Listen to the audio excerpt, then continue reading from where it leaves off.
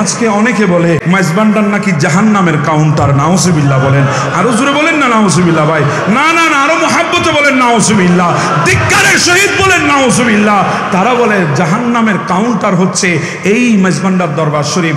আমি তাদের কাছে একটা প্রশ্ন রাখতে চাই, ভাই যখন জিসির মধ্যে তুমি যাও সেখানে কাউন্টার কিন্তু একটা, সেখানে কেউ যদি ঢাকাগামী হয় সে ঢাকার টিকিট পায়, কেউ কক্সবাজারগামী হলে সে কক্সবাজারের টিকিট পায়, যে চট্টগ্রাম থেকে সারা জীবন ঢাকা গেছে সে তো জানবে জিসির মোড়ে শুধুমাত্র ঢাকার টিকিট পায়, ওখানে কক্সবাজারের টিকিট পায় না।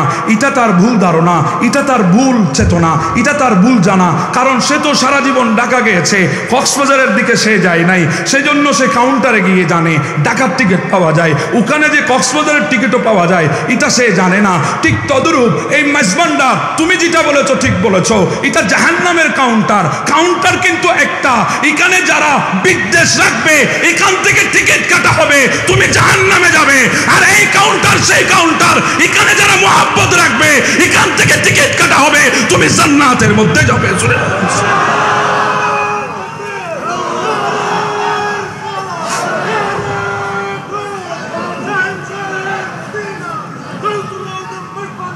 মনে হয় তুমি জাহান্নামের টিকিট পেয়েছো, এই জন্য এটাকে জাহান্নামের কাউন্টার বলছো।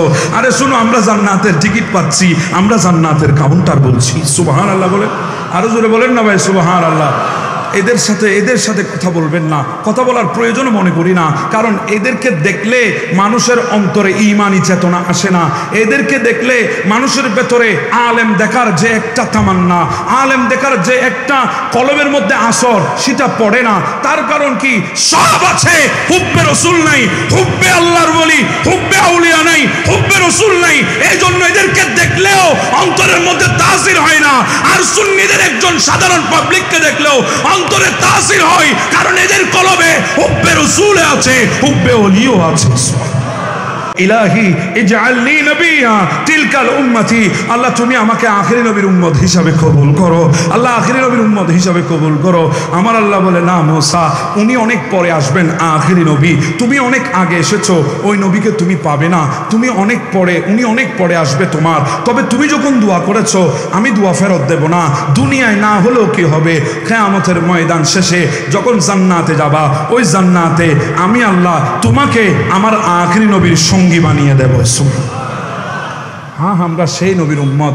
আমরা মিলাদুন নবী করছি নিজের অস্তিত্ব ফিরে পাওয়ার কারণে, আখিরি নবীর উম্মত হওয়ার খুশিতে, নিজের অস্তিত্ব ফিরে পাওয়ার খুশিতে আমরা মিলাদুন নবী করছি। কথা বলেন ঠিক না বেঠিক? আজকে অনেকে বলে আমাদের দেশে অনেক কিছু ছোট ছোট মৌলবী নিজেদেরকে অনেক বড় মনে করে।